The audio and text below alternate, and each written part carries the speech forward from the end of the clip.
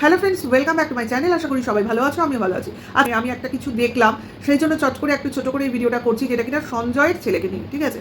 তো রিসেন্টলি আমি দেখেছিলাম ভিডিওটা দুদিন আগে। ওর ছেলেকে, বউকে, ওর মাকে সবসময়ই আক্রমণ করা হয়, আর ছেলেকে আক্রমণ করা তো কিছুদিন আগে থেকে শুরু হয়েছে। তো সেইখান থেকে বলছি যে আজকে কিছুক্ষণ আগে সঞ্জয়ের একটা লাইভ দেখলাম। তো লাইভ দেখে কিছু জিনিস তো আমি বুঝলাম, তো সেটাকে নিয়েই অল্প কিছু বলার চেষ্টা করছি, ঠিক আছে? তো একটা জিনিস আমার কিছুতেই ক্লিয়ার হয় না, যেটা কিনা সঞ্জয়ও বলল, যে কন্ট্রোভার্সি ক্রিয়েটারদের মধ্যে যে ব্যক্তিগত লড়াই, সেটা আমার তো ভালো লাগে না, কিন্তু যারা করে তো করে, সেটা তাদের ব্যক্তিগত ব্যাপার। যারা করছে যাদের মধ্যে হচ্ছে, ঠিক আছে?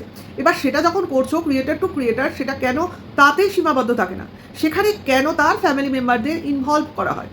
হ্যাঁ, ব্লগিং চ্যানেলকে যদি তুমি টার্গেট করো সেটা আলাদা কথা, কিন্তু কন্ট্রোভার্সি ক্রিয়েটার হিসেবে তার ফ্যামিলি মেম্বারকে কেন টার্গেট করা হবে?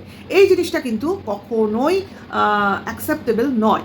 এটা যারা করে তারা অত্যন্ত ঘৃণ্য এবং ঘৃণ্য অপরাধ করে। এটা মানো আর না মানো, অনেকেই মানবে, মানার লোকই বেশি, আর মানবে না এমন লোক কম। যদি কাউকে বলা হয় যে কেন তুমি সঞ্জয়ের ছেলেকে নিয়ে বললে, অমনি সে বলতে বসে যাবে আমার মেয়েকে নিয়ে বলেছে। মানে এই ব্যাপারগুলো চলে আসে, আমাকে বললে আমি বলবো না কেন, এরকম ব্যাপারটা, অর্থাৎ টাগ অফ ওয়ার হতে থাকে। কিন্তু এখানে কেউ কখনো ভাবে না যে এবার আমার এখানে থামতে হবে। এবং থামতে হবে কিভাবে? যে কারোকে বলবো না এটা বলে থামতে হবে, যে আমি এতদিন একে বলেছি, আজ থেকে বলবো না, এটা আমার অন্যায় হয়েছে, এইটা বলে তো থেমে যাও। কিন্তু ব্যাপারটা হচ্ছে যে আমি যখন আমাকে বলেছে তখন আমি বলবো, ঠিক আছে? তো এতদিন তো ছিল তার কারোর বডি শেমিং, কারোর মানে কিছু জুম করে এনে দেখানো, বা নোংরা নোংরা কথা। কিন্তু এখন যেটা হচ্ছে, বাচ্চাদের ভবিষ্যৎকে সংকটে ফেলা হচ্ছে, বা যারা বড় তাদের অফিসে যাওয়ার কথা বলা হচ্ছে। মানে এগুলো হচ্ছে আরও সাংঘাতিক একটা পরিস্থিতি তৈরি হচ্ছে। এইভাবে যদি আমি বলি আজকে চলতে থাকে, বেশি দিন না, ইউটিউবে কিন্তু এই কন্ট্রোভার্সির জোনটাই থাকবে কিনা সন্দেহ। এটা কিন্তু পরিষ্কার, কারণ আক্রমণটা কিন্তু অত্যন্ত জঘন্যভাবে হচ্ছে, এবং এই আক্রমণ আজকে যে পজিশনে রয়েছে সেটা কিন্তু ভবিষ্যতে আরও বাজে পজিশনে যাবে, ঠিক আছে? যেমন খুব বাজে লেগেছে, এর আগেও আমি প্রতিবাদ করেছি, যে সঞ্জয়ের ছেলের স্কুলকে টার্গেট করা হচ্ছে। কেন, কিসের জন্য? তার বাবা কন্ট্রোভার্সি ক্রিয়েটার, কারোর মা কন্ট্রোভার্সি ক্রিয়েটার, সেখানে বাচ্চা কি করে তোমার এন্ট্রি নিতে পারে, তার স্কুল কি করে এন্ট্রি নিতে পারে?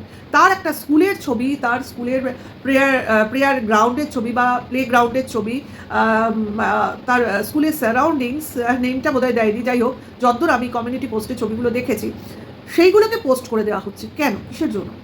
এইভাবে কেন কারোর স্কুলকে টার্গেট করা হয়?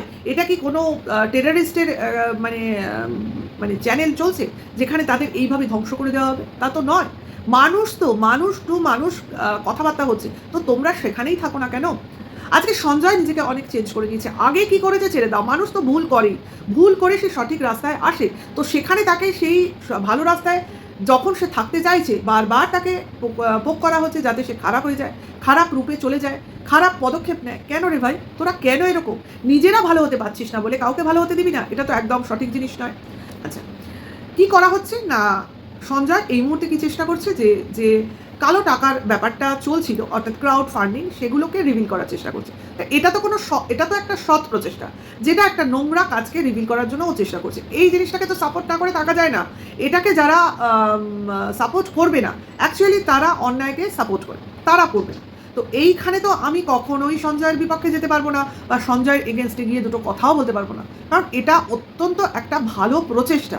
এবং এইখানে এখন যখন বেচুর বর্দি সঞ্জয়কে সাপোর্ট করতে শুরু করছে, এটা তারও একটা চিন্তাভাবনা নিশ্চয়ই আছে, অর্থাৎ সেও হয়তো মনে করছে এই ব্যাপারটাকে এইভাবে স্টপ করা উচিত। কিন্তু অ্যাকচুয়ালি আমি এই ব্যাপারটা সঙ্গে ওই বর্দির সঙ্গে কখনোই কি বলবো, মতের মিলে গিয়ে তাকে সাপোর্ট করছি বলে হুঙ্কার ছাড়তে পারবো না, বা ভোকাল হতে পারবো না, কারণ ওনার কথাবার্তার কোনো দাম নেই আমার কাছে, ওনার কথাবার্তার কোনো দাম নেই। আজকে উনি এক কথা বলেন, কালকে উনি আরেক কথা বলেন, ঠিক আছে? এখন সঞ্জয়ের মনে হয়েছে যে উনি যখন এই ক্রাউড ফান্ডিংটাকে টার্গেট করেছে, তখন সঞ্জয় তার সঙ্গে থেকে এই ক্রাউড ফান্ডিংটাকে একটা জায়গায় দিয়ে এসে শাস্তি দেওয়ার চেষ্টা করছে। অর্থাৎ বলতে পারো সঞ্জয়ের চেষ্টাটা হচ্ছে কাটা দিয়ে কাটা তোলা। এটা ছাড়া তো কোনো উপায় নেই। কাউকে মারতে গেলে তো তার কাছের লোকজনকেই ধরতে হবে, সোজা কথা।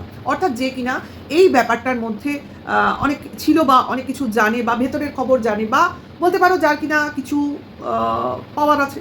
তো সেই জায়গা থেকে সঞ্জয়ের এই প্রচেষ্টা, তো সেই প্রচেষ্টাকে আমি অবশ্যই সাপোর্ট করি, হ্যাঁ করি, কিন্তু ওই বরদিকে আমি সাপোর্ট করি না। এইখানে আবার তোমরা আমাকে সেটা ভাবতে এসো না, কারণ ওনার কথার কোনো ঠিক নেই, ওনার মুখের মানে ভাষারও কোনো ঠিক নেই। উনি কল রেকর্ডিংয়ে কিছু ভাষায় কথা বলেন, আবার পাবলিক প্ল্যাটফর্মে এসে আরেক রকম ভরংবাজি করে কথা বলেন। অর্থাৎ অ্যাকচুয়ালি উনি জায়গা বুঝে কথা বলেন আমার যা মনে হয়, মানে কোথায় কি কথা বলতে হবে উনি সেরকম ভেগ ধরেন, অর্থাৎ ভেগধারী। যেখানে নোংরা কথা বলতে হবে সেখানে নোংরা কথা বলেন, যেখানে ভালোবাসায় কথা বলতে হবে সেখানে ভালোবাসায় কথা বলেন, অর্থাৎ এক কথার লোক নয়। তা উনি নিজেকে এটা নিজেই বলেছেন যে ওনার যেটা ফিল্ড সেখানে উনি ওনার রূপ বদলেই কাজ করেন। সেটা নিজে মুখে যখন বলেছেন সেখানে আমাদের বলার কিছু মানে দরকার নেই। আর সব থেকে বড় কথা, উনি যে কনফিডেন্সের সঙ্গে কথা বলেন যে আমি অমুক করেছি, আমি তমুক করেছি, আমি অমুক জানি, উনি তমুক জানেন, অ্যাকচুয়ালি ওনার বলা কথার হয়তো 50% সত্যি, বাকি 50% টোটালি একটা অনুমান থাকে, যেরকম আমরা কন্ট্রোভার্সি ক্রিয়েটাররা করে থাকি। এক্স্যাক্টলি উনি সেই রকমভাবেই কাজ করেন। তো সেই জায়গা থেকে হয়তো আমরা তো অনেকের ভিডিও দেখি, অনেকের ভিডিও দেখে অনেক কিছু ধ্যান ধারণা করি, যেটা কিনা উনি করেন না। উনি হচ্ছেন কারোর মারফত শুনে, বা কারোর কল রেকর্ডিং তাকে পাঠানো হয় সেটা শুনে, বা কারোর মুখের কথা শুনে, এইভাবেই উনি চলেন। সব কিছু শোনা, বোঝা, দেখা তার সম্ভব হয় না। যেমন আমি তোমাদের উদাহরণস্বরূপ বলছি, একদম ফার্স্ট যখন উনি বেচুর কেসের ব্যাপারে ঢুকেছিলেন, তখন উনি এমন অনেক কথাই বলছিলেন, বা লাইভে উঠে এমন অনেক কথা বলেছেন যে উনি জানছেন না বা জানেন না, বা এটা ওনার জানা নেই। তার মানে কি, কেসটা ওনার ভালো করে স্টাডি করা নেই। তা অ্যাকচুয়ালি আমার একটাই বলার উদ্দেশ্য ওনাকে নিয়ে, উনি যখন এরকম ওকালতি করার ফিল্ডে রয়েছেন, সেখানে আমরা জানি যে উকিল যে কেস নেয় আগে সেই কেসটার ভালো করে স্টাডি করে, অর্থাৎ আপাদ মস্তক জানে কেসটা শুরু থেকে শেষ পর্যন্ত যতটুক তার কাছে এসছে সেই সময় অবধি, এবং ভালো করে ইন্টারোগেশন করে তবে সে কেসটা নেবে কি নেবে না সেটা ডিসাইড করে। তো এটাই তো, এই গুণটা তো ওনার মধ্যে আমি দেখলাম না। কাজে আগে কেস স্টাডি না করে উনি আগেই কেসটা অ্যাকসেপ্ট করে নিয়েছেন, এবং তারপর উনি বলতে শুরু করে দিয়েছেন, এবং বলতে বলতে শুনতে শুনতে দেখতে দেখতে এখন উনি খানিকটা ধাতস্থ হয়েছেন। তবু আজকে ডেট অবধি যেসব কল রেকর্ডিং আমরা ঢ্যাঁড়সের মাধ্যমে শুনছি, তাতেও বুঝতে পারছি যে কল রেকর্ডিংগুলো খুব পুরনো নয়, তার থেকে উনি এখনও অনেক কিছু ক্লিয়ার নন। তাহলে কি করে উনি এই কেসটা নিয়ে হ্যান করেছি ত্যান করেছি, হ্যান করা আছে ত্যান করা আছে, হ্যান করবো ত্যান করবো, এইরকম কথা বলতে পারেন? ঠিক আছে, তো এটা ছিল বেচুর বরদিকে নিয়ে ওই এই সমস্যাগুলোর মধ্যে যে ব্যাপারগুলো হয়েছে সেটাকে নিয়ে কিছু কথা।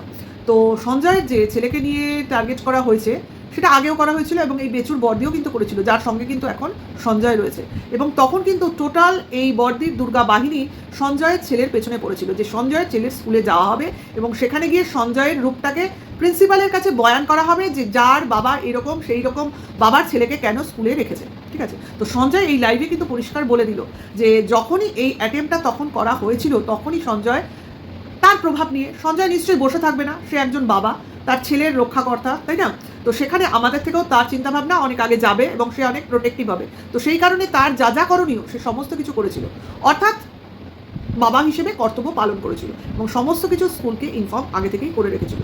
এবং সঞ্জয়ের প্রভাব আছে সেটা আমরা জানি, ঠিক আছে, হ্যাঁ জানি, কোনো অসুবিধা নেই।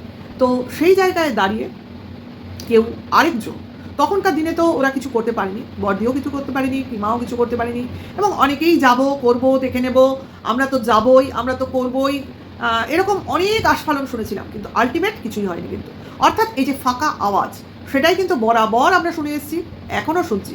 তো গতকাল কি তার আগের দিন একটা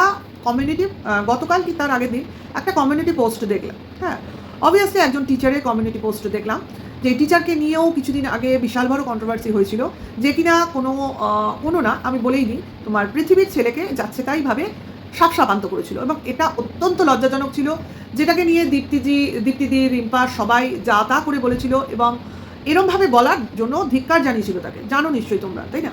তা একজন নিঃসন্তান মহিলা, যার কিনা সন্তান পাওয়ার জন্য মনের খুব আশা, সে কী করে অন্যের সন্তানের মৃত্যু কামনা করতে পারে? আর এই রকম একজন টিচার হয়ে কিভাবে সে অকথ্য ভাষায় গালিগালাজ করতে পারে? এটা আমাদের সবাইকে অবাক করে দিয়েছিল। কি করে পারে একজন শিক্ষিত মহিলার মুখের ভাষা এই রকম হয় কি করে? এ তো চিন্তা ভাবনাতেও আসে না ভাই। তার কমিউনিটি পোস্টে যে ভাষায় পোস্ট করা হয়েছে সঞ্জয়কে, সঞ্জয়ের বউকে, সঞ্জয়ের মাকে, ভাই আমি পড়তে গিয়ে ভাবছি যে এগুলো পড়াও পাপ। আর যে কমিউনিটি পোস্টের বাহবা জানাচ্ছে কিমা, তাহলে কিমার মতো মহিলারা যে কি পরিমাণ নোংরা, এবং কিমাকে যারা সাপোর্ট করে তারা কত বড় নোংরা এবং ধরিবাজ, অসভ্য ছোট লোক, সেটা আজকে আর কাউকে বলে দিতে হবে না। না হলে ওই পোস্টকে কেউ বাহবা জানাতে পারে, এত নোংরা পোস্টকে? আর একজন টিচার, তার মুখের ভাষা এই রকম, এবং সে একজন টিচার হয়ে একজন স্টুডেন্টকে মানে যাচ্ছে তাই করে অপমান করবে, তার জন্য ধমকি হুমকি দিচ্ছে এই ওপেন প্ল্যাটফর্মের ওয়াইটিতে কমিউনিটি সেকশনে সেই বাচ্চাটার স্টুডেন্টের বাবাকে, যার বাবার নাম হলো সঞ্জয়। ভাবতে পারো? এই জিনিসগুলো আমরা ওয়াইটিতে বসে দেখছি আজকের দিনে দাঁড়িয়ে। আমি সত্যিকারে এটা কাল রাতে, অনেক রাতে দেখেছি, যখন কিনা আমি আগে দেখতে যাইনি, আর এর চ্যানেল আমি দেখি না, তার জন্য কমিউনিটি পোস্ট বা পোস্ট দেখার আমার কথা মনে হয়নি। আমি কিমার চ্যানেলে কিমার ভার্সান শুনতে গিয়ে শুনলাম এই রকম পোস্ট, তার জন্য আমি সেই কমিউনিটি পোস্টে গেলাম, গিয়ে দেখে তো আমার মানে চক্ষু ছানা ভরা যাকে বলে, এ কি কোথা থেকে এসছে? যে দুদিন আগে ওরকম নোংরা ভাষায় গালিগালাজ করার পরে বলেছিল আমি আর ওয়াইটিতে থাকবো না, আসবো না, ভিডিও করবো না, শেষ ভিডিও, যে কিনা আবার এসছিল মানে লজ্জার মাথাকে এসে আবার সেম কেস, সেম জিনিস। আমি সত্যিকারে ভাবনা চিন্তায় পড়ে গেছিলাম, কিন্তু বললাম না, এখন আমার এতটা চিন্তা ভাবনা করার সময় নেই যে আমি জিনিসটাকে নিয়ে ভাববো বা সেই মুহূর্তে ভিডিওটা করবো, সত্যিকারে আমার সময় হয়নি। কিন্তু আমার মনটা হুসহুস করছিল যে কখন করবো, আর দুপুর ছাড়া আমার সময় হয় না, তার জন্য আমি দুপুরেই বসছি। এইবার তো সকালেই দেখছি সঞ্জয়ের একটা লাইভ, সেটা আগে না, সকালেই হয়েছে, ডাইরেক্ট হয়েছে। তো সেই লাইভে কিছুটা দেখছিলাম, কাজ করতে করতে দেখলাম ও অলরেডি অ্যাকশন নিয়ে নিয়েছে, এবং ওই টিচারের স্কুলে গিয়ে তার প্রিন্সিপালকে এই সমস্ত জিনিস প্রোভাইড করেছে, এবং এতে সম্ভবত বেচুর বর্দি হেল্প করেছে, এবং আরও যেটা শুনলাম ওর চাকরিটা গেছে। এই অবধি খবর আমি পেয়েছি। তো এতে কার কি ভালো হলো কার কি খারাপ হলো সেটা বলবো না, কথাটা হলো ভগবান এবং কর্মফল, এটার ভয় করো। অর্থাৎ কে কি করলো বা কে কি করতে পারলো সেটা বড় কথা নয়, আজকে সঞ্জয় করতে পেরেছে বা তাকে কেউ সাহায্য করেছে সেটা তো ভাগ্য। আজকে এমনও বাবা মা থাকতে পারে যারা কিনা এতদূর তাদের প্রভাব নেই, যারা কিনা এই কাজটাও হয়তো তারা করতে পারতো না, তারা ভয়ে মরতো, তো তাদের কি হতো, তাই না?